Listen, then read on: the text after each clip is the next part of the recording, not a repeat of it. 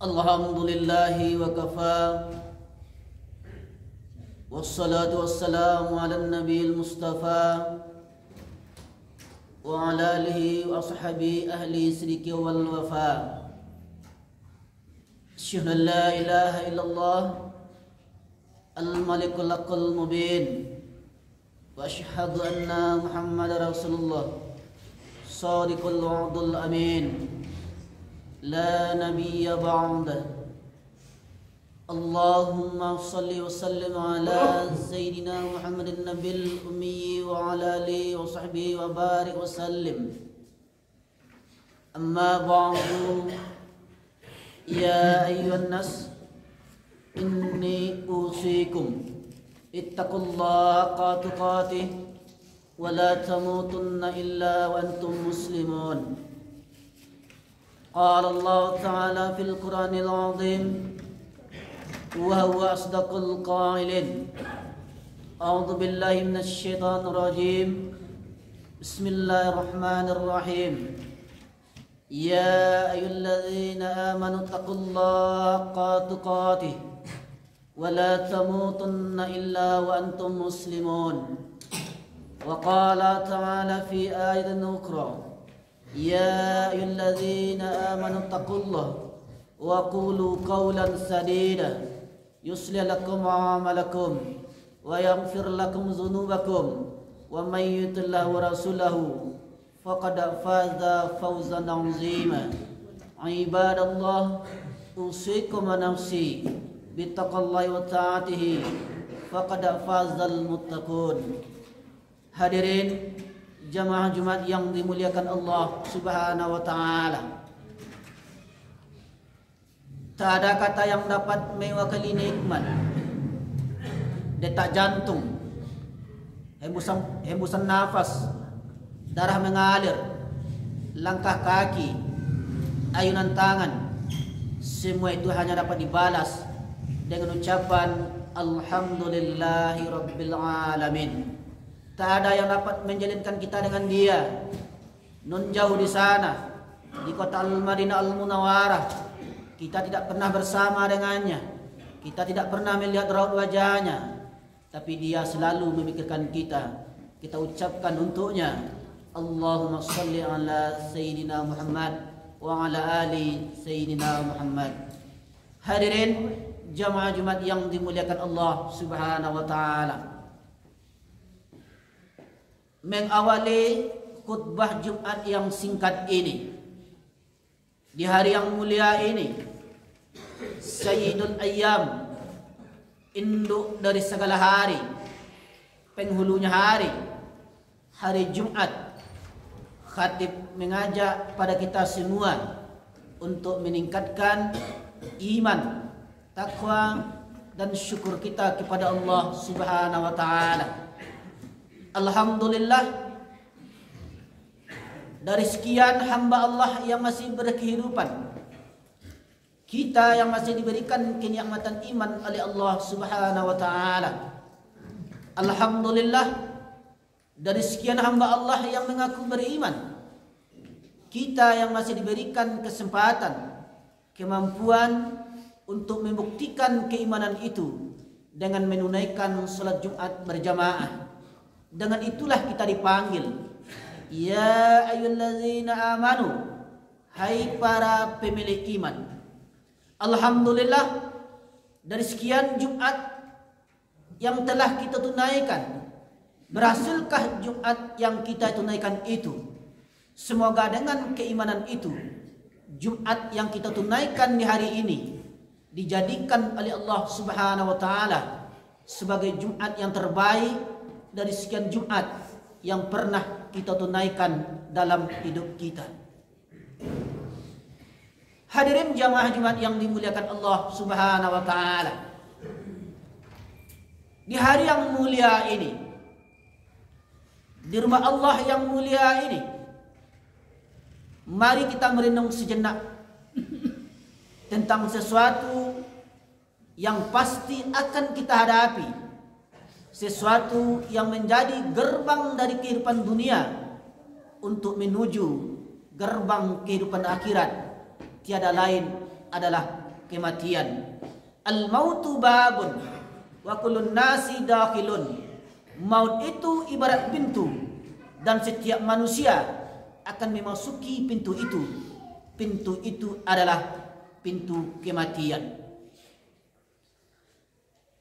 Kata al-maut atau kematian disebut sebanyak 161 kali dalam Al-Quran dengan berbagai derivasinya. Siapapun akan mengalami yang namanya kematian. Kematian adalah suatu keniscayaan yang dialami oleh setiap manusia, walaupun penyebabnya berbeda-beda. Kematian adalah suatu hal yang menjadi rahasia Allah Subhanahu wa taala, dan Allah telah menakdirkan durasi hidup kita di atas dunia ini dan merahasiakan hal itu dari pengetahuan dan jangkauan akal manusia. Kullu nafsin za'iqatul maut. Setiap yang bernyawa akan merasakan yang namanya adalah mati. Apa kata orang Melayu? Mumbang jatuh kelapa jatuh, tak menunggu kelapa tua, tak menunggu kelapa muda, bahkan mayangnya pun berserakan. Kita sebagai manusia, sebagai hamba Allah, tidak memiliki kemampuan dan pengetahuan untuk mengetahui di mana kita ini akan mati, kapan kita ini akan mati, dan dalam kondisi apa malaikat maut akan datang mencabut nyawa kita. Apakah malaikat maut akan datang mencabut nyawa kita pada hari ini, esok, lusa, atau bahkan sepulang kita dari melaksanakan salat Jumat ini? Wa ma tadri nafsum bi ayyi ardin tamut. Dan tidak ada seorang manusia pun yang dapat mengetahui kapan dia akan mati dan dalam kondisi apa malaikat maut akan datang mencabut nyawanya. Namun perlu untuk kita ketahui, perlu untuk kita ingat, aynama takunu yudrikumul maut walau kuntum fi burujin musyayyadah. Dimanapun kita berada, dimanapun kita bersembunyi, kematian itu akan datang kepada kita, walaupun kita berada di tempat yang tinggi lagi kokoh. Ketika kematian itu datang, malaikat maut datang untuk mencabut nyawa kita. Tak ada lagi yang bisa kita perbuat. Mau apa lagi kita? Jangankan untuk menitipkan pesan dan wasiat kepada orang yang dekat dengan kita. Jangankan untuk menitipkan pesan dan wasiat kepada orang yang berada di sekeliling kita. Ingin mengucapkan 2 kalimat syahadat saja, barangkali kita sangat kesulitan ketika dalam saat kondisi sakratul maut.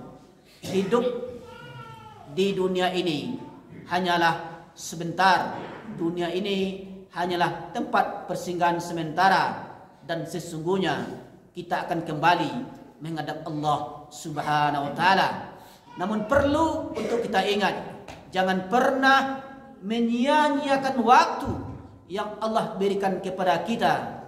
Karena Imam Ibnu Qayyim al-Jauziyah dalam kitab Al-Fawaid beliau mengatakan bahwa menyia-nyiakan waktu itu bahkan lebih dahsyat daripada kematian. Menyia-nyiakan waktu itu akan memutus hubungan dengan Allah dan hari akhirat, sementara kematian hanyalah memutus hubungan dengan dunia dan isinya. Hadirin jamaah Jumat yang dimuliakan Allah Subhanahu wa taala, kalaulah umur kita masih begitu muda, kalaulah badan kita masih begitu sehat, bukan berarti kita boleh merasa aman dari kematian lalu melupakan sunnah untuk memperbanyak mengingat kematian. Makanya ada nasihat yang tak bersuara, nasihat ustaz berhuruf dan bersuara, nasihat pujangga bertinta dan berpena, tapi ada nasihat yang tak berhuruf, tak bersuara, tak berupa. Apa dia? Kafa bil mauti wa anzar. Cukuplah kematian sebagai nasihat dan peringatan. Ketika yang kita pandang bukanlah orang yang mati itu, tapi yang kita pandang adalah apa pelajaran berharga yang dapat kita ambil dari kematian itu. Pertanyaan yang sangat luar biasa.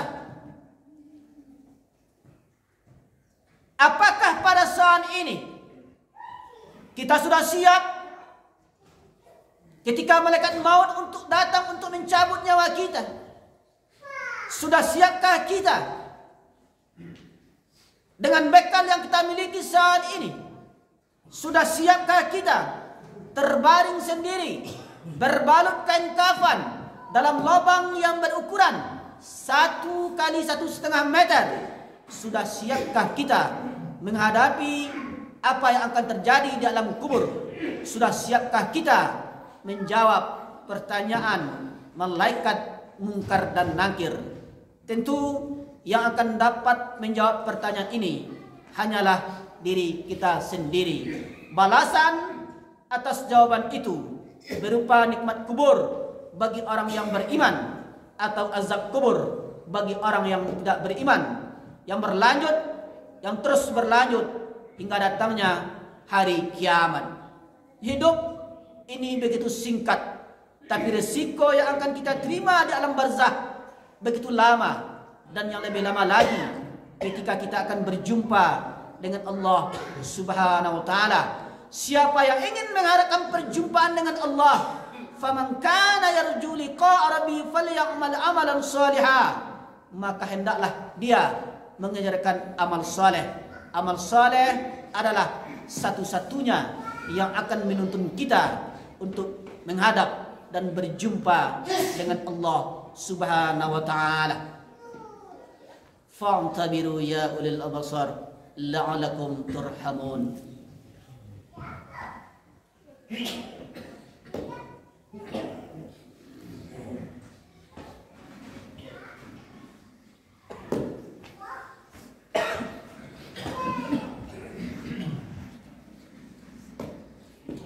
Alhamdulillahilladzi amarna bittiba'il haqqi fi kulli umur.